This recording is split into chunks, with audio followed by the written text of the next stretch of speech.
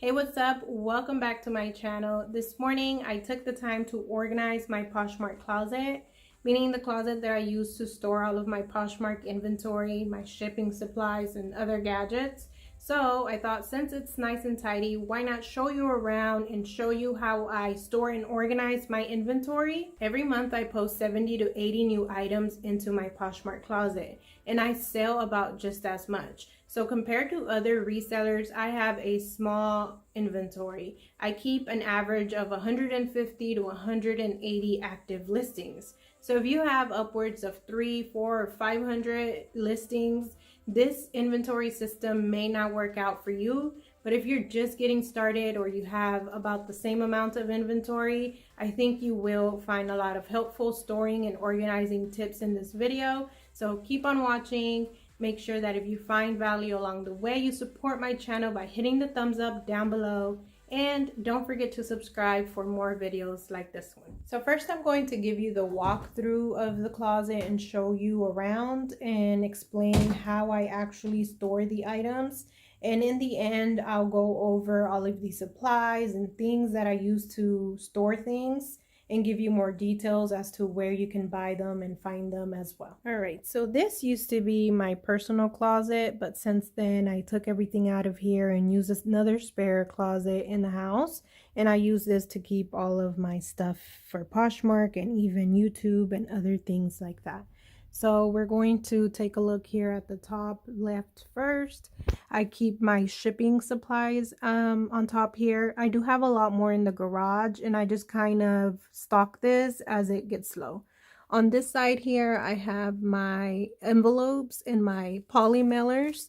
Some of these I got for free from the USPS website, and some of them I use from Mercari, and these are the ones I order on Amazon. In this Victoria's Secret bag, I keep spare tissue paper that I have left over from Christmas and anything else I could possibly use to package in the future. And I keep these little air pocket things that come in my online orders in case I ever need to use them for my packages.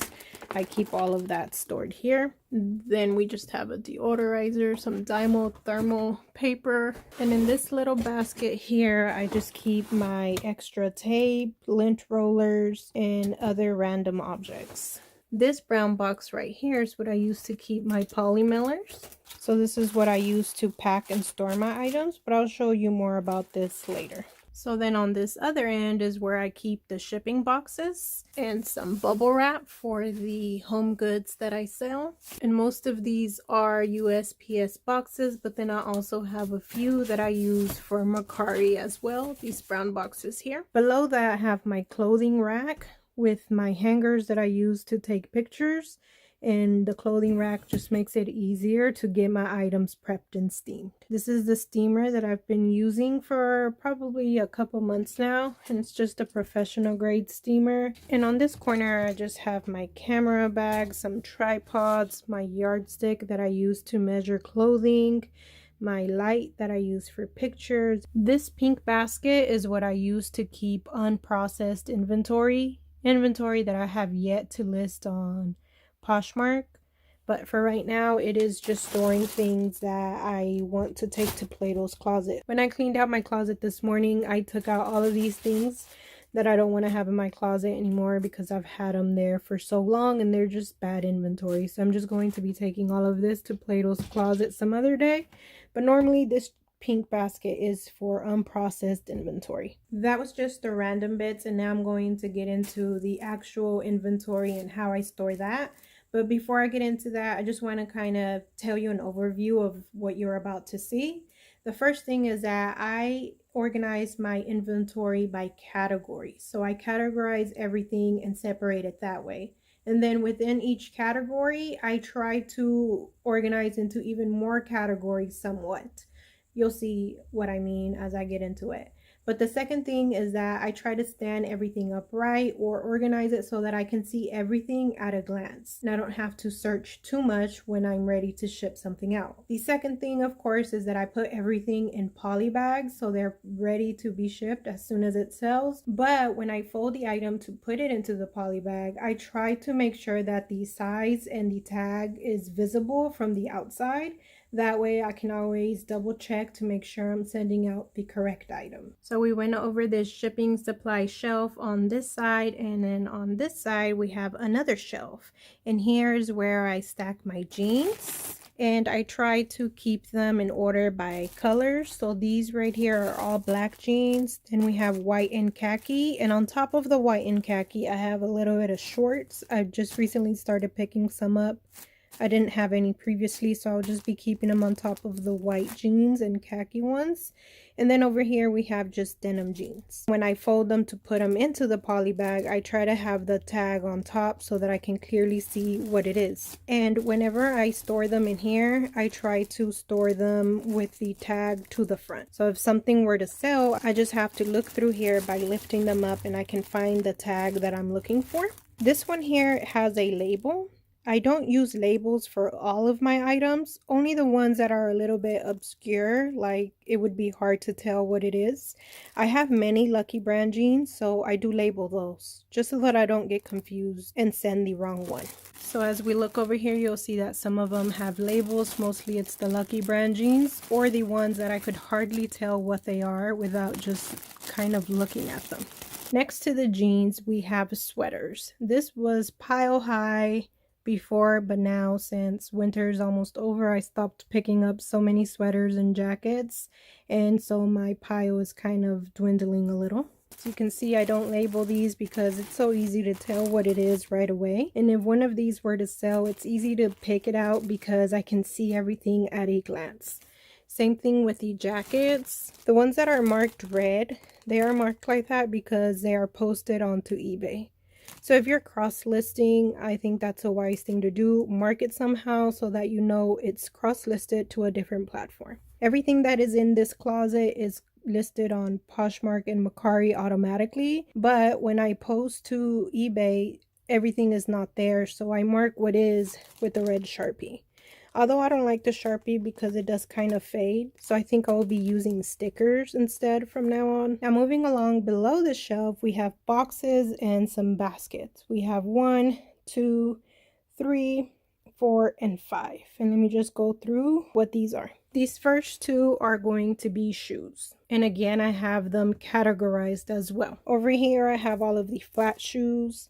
Then I have all of these sandals, then I have all of the dress shoes, and then I have all of the wedges. Here I keep the boots. I have a little less boots than I used to because I'm not buying as many winter boots. Again, for the same reason, winter is almost over. But when I have long boots, this is what I like to do with them. Just put them behind the basket here so that they take up less space and they can just stay there. Before I had boots all around the baskets here upside down just to save space. On top of this other shoe basket, I have mid-calf boots and ankle boots. That's what's right on top of here. But below that, we have all of the heels. Anything with a heel is going to be here. And when one of these shoes do sell, it's easy for me to find it because I can see everything from the top. And I like to put them upside down like this because it keeps them neat. Aside from the poly bags, I also stuff the shoes with a little bit of paper just so they don't get too smushed in here. But even then, I try not to put too much and smush them too much. There's plenty of wiggle room for them so that they don't get destroyed. Next to the shoe basket, we have a basket with dresses. So right here are all the black dresses and maybe some dark navy blue dresses. And then in this corner over here, we have the skirts. And over here, we have all of the printed dresses. So they're very easy to find when I need them. And also remember, I said whenever I put them in this poly bag, I try to fold the item so that it's easy to see the size, the brand, so that I could always double check that I'm sending the correct item. And the only time I will label something is when it's not too easy to tell what it is from the outside. So this is just a black dress. I couldn't get the size tag to show because it's a cow neck dress. So I just put a small label here. Okay, then we have this Amazon box that I repurposed for these blouses. So in the front here, we have just t-shirts, jerseys, and blouses. We have the button-down shirts towards the back here. And again, I store them upright so that I can see everything. Then this basket is kind of like a little bit of everything. I don't have that much activewear, so I put that right in the front here. Behind that, we have kids' clothes, which I don't have a lot of anymore. The only time I will have more kids' clothes is when it's time to clean out my kids' closets and I start posting that. Behind the kids' clothes, we have accessories. So we have some handbags and even some hats as well here. So that is pretty much everything for my inventory. That's how I keep everything stored and organized. Now let's talk about the supplies and things I use to store all of these things and keep things organized. Everything that I talk about, I will try to link down below and leave any sizes, measurements, and any other information that I can. But if you have any questions that I may have missed, just leave a comment down below and I will get back to you. One of the things you saw is that I use labels, and these are the ones that I use. They are by the brand Avery, and I purchased these at my local Walmart, like in their office supply section. If I find them at a cheaper price or at the same price on Amazon, I will leave them linked down below. But these are the ones I use. They come 3 per sheet, and I just write the label here and stick it onto the jeans. And then the poly bags, these are linked at the bottom of all my reselling type videos, and I have them labeled as small, medium, and large. So this one here is the small one, and it's what I use for very small kids items or sometimes small blouses, dainty blouses that don't take up much room. This is what I use for them. I don't know the exact size for these, but I'll leave it in the description. So that was the small. Then we have the medium, and this fits most jeans and most dresses, most medium-sized clothing. And then I have a very large poly bag that I use for like very big jackets, and even sometimes plus size clothing. I will cut it in half and use it for like jeans or maxi dresses that have a lot of fabric. Sometimes I can cut these and get 2 uses out of them and just use it for the width instead. So this is labeled as large in my description. And as for the bins and boxes that you saw, I pretty much used anything I had around my house, old laundry baskets or boxes from Amazon, anything that I had around my house that I could use to organize this closet.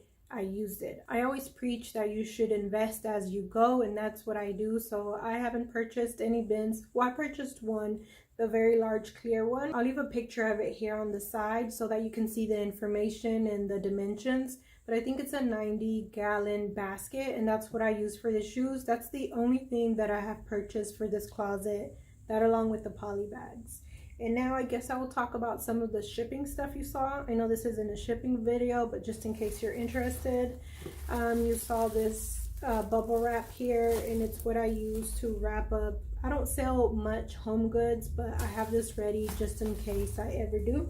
To stuff the shoes so that they don't get crushed, I use this brown packing paper that I bought on Amazon. Most of the shipping boxes that you saw, I ordered them for free on the USPS website. I'll leave that link down below as well. But you can order as many boxes as you want, whenever you want, and they ship for free as well. So take advantage of that if you live in the US.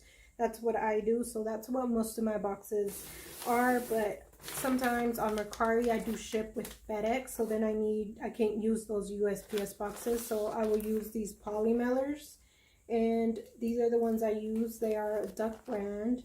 They're very big, so sometimes if I ship a small shirt, I will cut it in half and use this, and that way I can get 2 uses out of this one poly mailer.